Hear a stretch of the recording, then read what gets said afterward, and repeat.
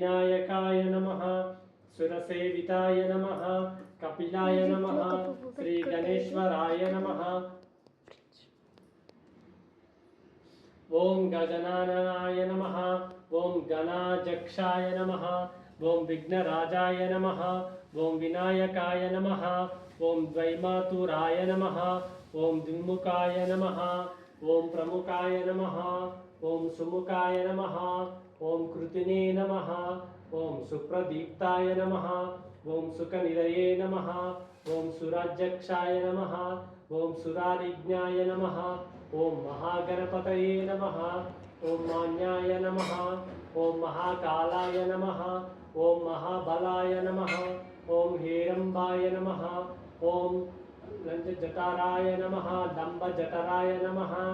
ओम हयग्रीवाय नमः ओम प्रदयाय नमः ओम प्राज्ञाय नमः ओम प्रमोदाय नमः ओम दाय नमः ओम जायसे नमः ओम यक्षकिन्नरसेविताय नमः ओम गंगासुताय नमः ओम गणाधीशाय नमः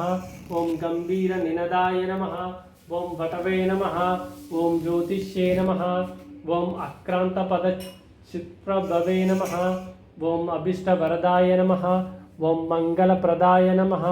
ओम अव्यक्तरूपाय नमः ओम पुराणपुरुषाय नमः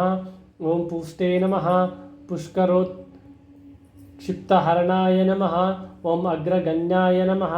ओम अग्रपूजाय नमः ओम अपाकृतपराक्रयाय नमः ओम सत्यदर्शिने नमः ओम सख्यै नमः ओम साराय नमः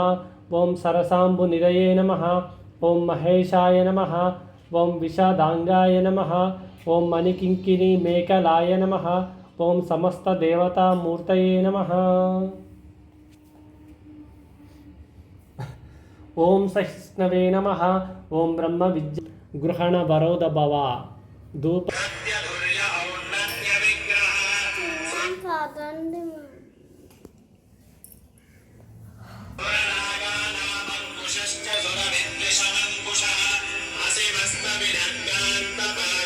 परिकीर्तितः कमण्डलधरकल्पो कपर्दे कलधान